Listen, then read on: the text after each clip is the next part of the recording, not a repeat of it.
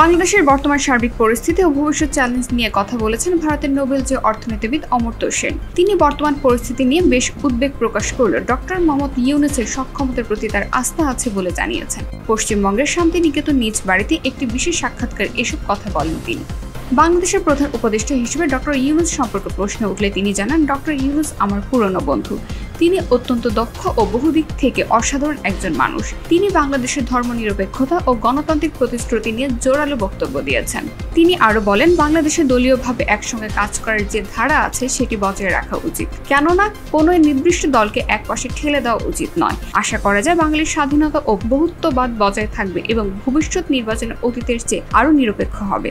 Doctor Mohammad Yunus তার দক্ষতা নিয়ে এই চ্যালেঞ্জগুলো সফলভাবে মোকাবিলা করে দেশকে এগিয়ে নিয়ে যেতে পারবেন বলে তিনি আশাবাদী।